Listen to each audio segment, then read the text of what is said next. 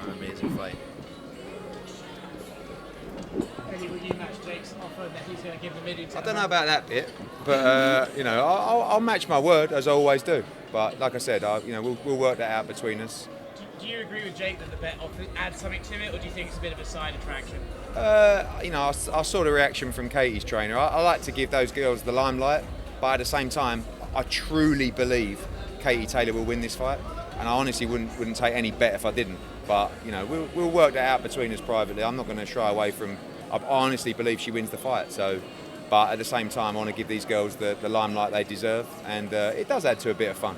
It's always nice to have a little bet. When you go back to the girls, what do you think of the energy they brought to the presser today? Obviously, Kay seemed very calm. Amanda seemed a little bit almost impressed by her surroundings. How did you feel they came across today? Do you know what? I just think they're ready to fight. They've done so much media for this event, more than they've ever done before, and they've both been tremendous.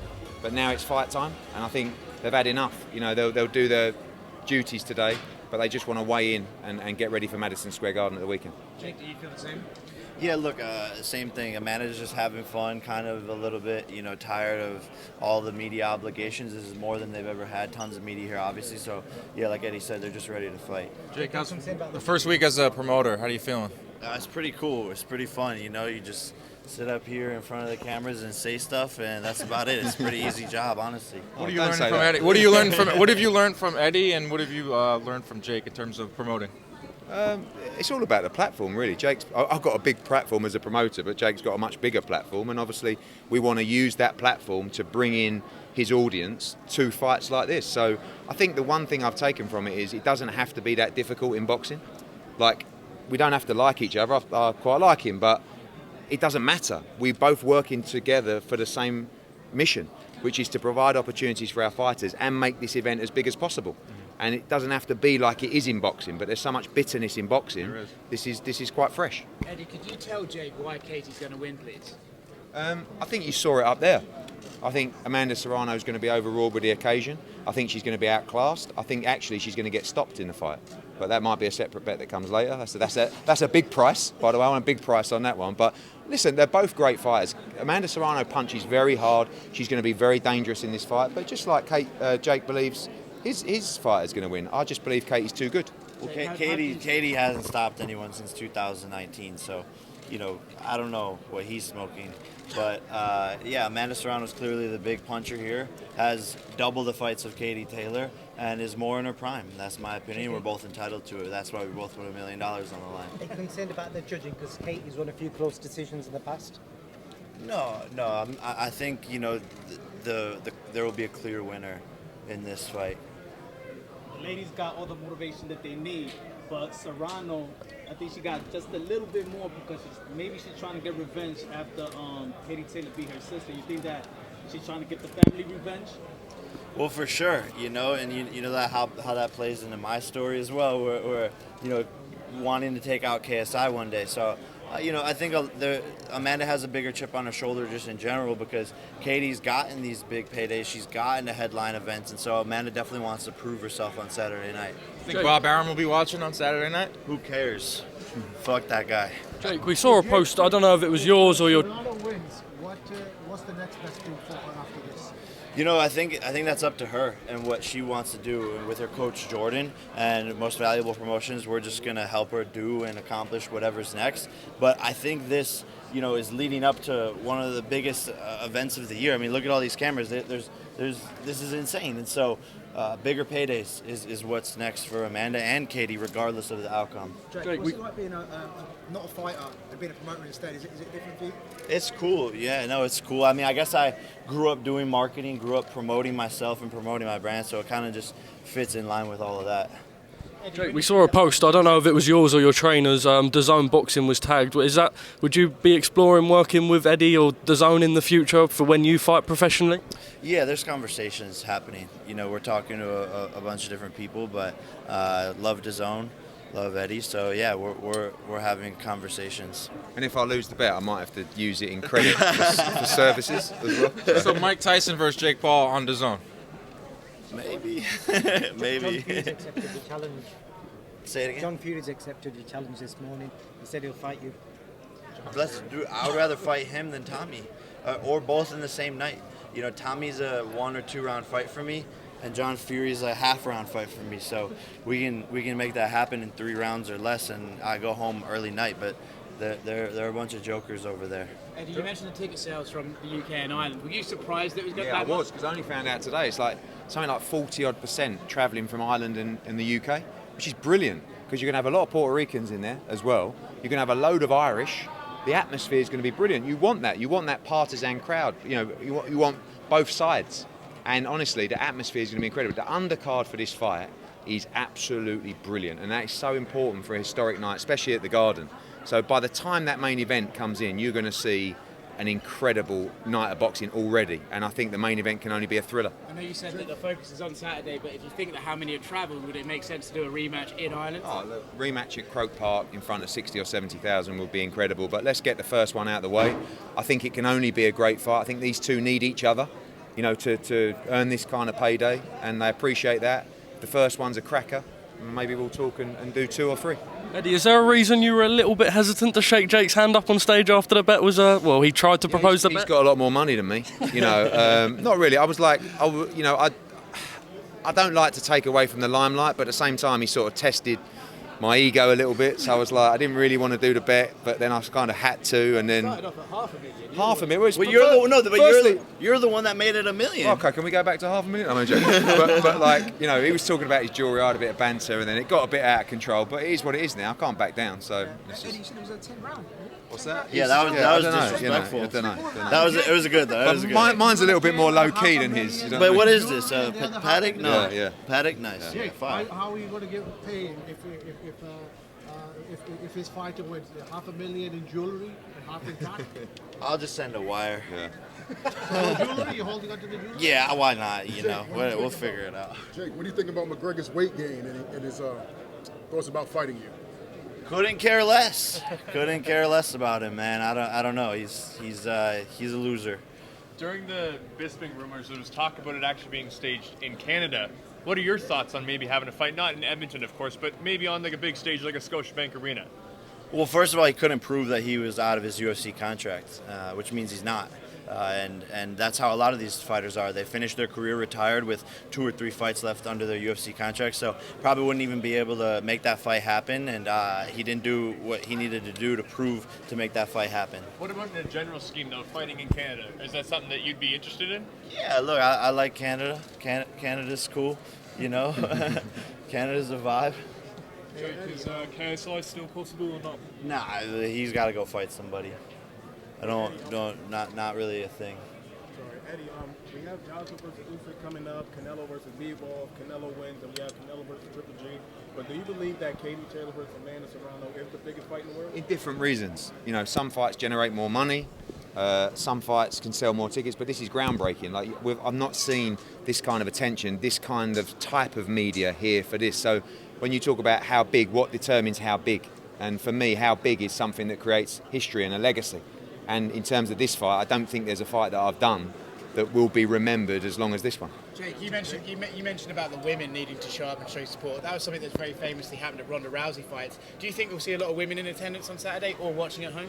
For sure, you know, and I even see it with my fans. I see what they're saying, and I have a lot of female audience, and they're all buzzing about this more so than the men's fights. And they're coming to support in person and buying the pay-per-view. So it's really good to see that. My mom's, you know, flown out here and is more excited than even almost my fight. She loves Amanda. So it's really cool to see the support that this is getting. And yeah, like I said, the women need to support each other on this, because this is going to be a big step forward for women's sport in general. Eddie, I've had a chance to cover a lot of your fights, and you're always like really excited, but you seem even more excited about this fight.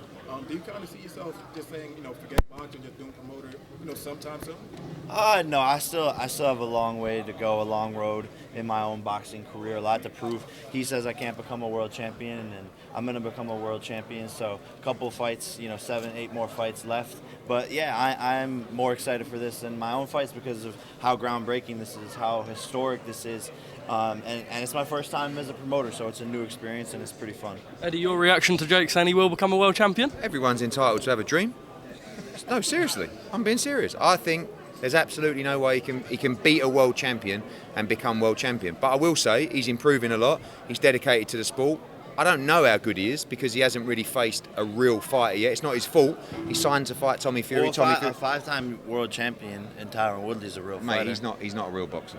He's not, Jake. Well, I Jake, mean, the he first can't- skill in MMA is but boxing. He He won the can't- UFC championship with a right Jake, hand. He's a great UFC But fighter. you consider Tommy Fury a real boxer? Yes, but I'm not in terms of So ability. But listen. But Tyron So what Woodley, defines a real boxer? a real boxer is someone There's that these is his journeymen craft. like Andy Bishop who have. Who's Andy Bishop? Exactly, but he's a real boxer, right? Yeah, but because anyone can okay. go and get a professional. Okay, boxing but what I'm saying license. is Usman does not qualify to give you any right to talk about you fighting for a world title, and nor does Tommy Fury actually. But I give you the props, I give you the respect. You're improving all the time, but the proof will be in the pudding. I don't believe. By the way, I've said that I think Jake Paul is better than some fighters, but I don't believe you will ever get close to being a world-class fighter. I believe that I would beat anybody on your roster that's under 10 fights. Anyone. Well, we can do that. Any one of your fighters that has under 10 fights. Easy. Okay. So At cruiserweight? A cruiserweight? any weight, literally any weight. Okay. So any weight, any weight, any anyone weight, under 10 any and weight. over. I will I've got beat about- anybody on your roster. I've got about 400 of them.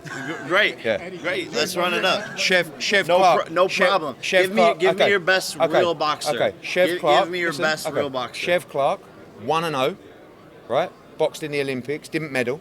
1-0, just had one professional fight. He's a cruiserweight. You can have him, and I tell you what, I'll even provide him. Well, actually, let me be careful on the price. I don't know. No, but I'm telling you, I've got 5. Let's do it. Yeah, Let's do it. okay, No problem. okay. I already said I'm down. We're betting $1 million. I'm taking on anyone on your roster with under 10 fights. No Okay. problem. And that's right now too. Just wait to Anytime. just give me a couple of years, bro. Ooh, I'm coming for I your hope boy you do. Canelo. Yeah? I'm Okay. coming for your boy Canelo. Okay. That's on God. Look, I don't think he minds that fight. You know. He didn't say no. No, no. Canelo didn't say no to a fight with him. No, Well, why but- would he not? That's yeah. the biggest. That's one of the biggest fights in boxing that can be made. Payday. Eddie, what was your, Payday. Eddie, what was your reaction when Amanda Serrano presented the 3-minute rounds at the announcement press conference? I thought it was a smart move. I feel like that the fight had been negotiated, and I don't think we need to change anything. But I think in the future, when we look at the elite end of women's boxing, I think it's something we have to look at. But when you introduce a new concept, which was women's boxing, to the fans, something fast-paced is actually good, and I think it's provided a lot of entertainment. But I think we need to continue to evolve. Eddie, when this was announced, I think it was meant to be on the undercard of Dillian White against Alexander Povetkin in your back garden. Now we have it Madison Square Garden main event. You've got a co-main event worthy of being a main event in itself. Does that just come on? Does that show just how far women's boxing's come along? Yeah, that's a mixture of how far women's boxing have come. That's a mixture of what these girls have given and how their profiles has raised. That's a mixture of Jake and MVP's involvement as well. The way DAZN have been pushing women's boxing, the evolvement of the last 6 years that we've worked towards this kind of moment. And it's very, very proud. You know, it's very proud to see these girls get the chance to shine on this kind of stage. I suppose you're quite happy it fell through now then. Yeah, absolutely. Eddie, with Clarissa Shields, where would she be in the making with these two fights? I know you mentioned Katie. Yeah, she's a great fighter. She's a great fighter, but So you she know, would drop she's. to number 2, or I don't know. I don't worry about that, but she's a great fighter. But you know, if people talk about other fights for those girls, you know, Clarissa's where would never you rate her? 3. Behind who? Serrano. Eddie, how about Tony Bellew for Jake? Oh, that's a massive fight. Massive fight. He's retired. He's old. You know, he's a You know who former that world is? champion. Who is he? Tony Bellew. Not Cruiserweight, sure former who he is. cruiserweight world champion. He was in Creed. You might know him from there. Is that that's his claim to fame? No, his claim He to was fame in was he won Creed. the He was World in the Cruiserweight back. Championship at Goodison Park. He was in the the main back. character. He was the a main janitor in character. the background of Creed. Have you actually never heard of Tony Bellew? I think I have heard that name, but I couldn't put a face to it. Alexander Usyk knocked him out in his last fight. For the undisputed cruiserweight world championship. But Usyk beat Lovely, AJ as well. lovely, Jake, lovely. Jake, we got- No, I know who Usyk is, of course. You didn't ask me about that. You asked me about Bellew. yeah, Andy. Yeah. Bellew? Yeah, Tony Bellew. Bellew. Tony Bellew. Bellew? He's a big fan of yours. This is brilliant. Is it? Of course. That's your I'm sure job. you could beat him as That's well. your job to promote him. That's your job to promote him. But I'll probably beat him one day. Eddie, Just what like do you all think these of, guys. And people think I'm crazy. I am fucking crazy. You That's are why very- I'm you here. are very- That's why there's 400 cameras on me, because I'm crazy, I'm entertaining, I believe in myself, and I knock people the fuck out. So guess what? Yeah, I'm fucking crazy. I'm gonna beat whoever the fuck is in front of me and gets put into the ring. What That's do you on think of God. Jake's That's on and God. Canelo's duck in Charlo and Benavides? Listen, Canelo's resume is second to none. second to none. All he ever does is fight champions. He's a pound for pound number one. But not Benavidez. Yeah, but because who's Benavidez? Who's he beat? Canelo's, all his last fights have been against champion after champion across divisions after divisions. You can't sit here and criticise Canelo Alvarez. He's one of the great, all-time greats of boxing. The fans, the fight that the fans want to see. Of course he is. He's done that Not consistently. Bivol. This is a great fight. It's a great fight. And I'll even get you a ticket. Bivol. Come on. Jake, people like to talk about Tommy Fury. Could you let people know how much he cost you in December when you pulled out of that fight financially? I don't know. I don't really. I didn't keep track of that. You know, like who knows? Yeah, for sure. I mean, look, people weren't as excited for the Tyron fight as they were for the Tommy fight because they had already gotten that product. So yeah, it was hard to change the whole promotion around last minute to Tyron Woodley rematch. But it is what it is. You roll with the punches in boxing and figure it out. And I got a chance to, go back at someone who went 8 rounds with me, and I got the chance to go back in and show that I gotten better in that camp, and I got the knockout. Just finally on the Bivol fight, you don't think it's a good enough fight for Canelo? It's good. It might be cool competition, but it's like there's bigger fights, and the fans want to see different shit.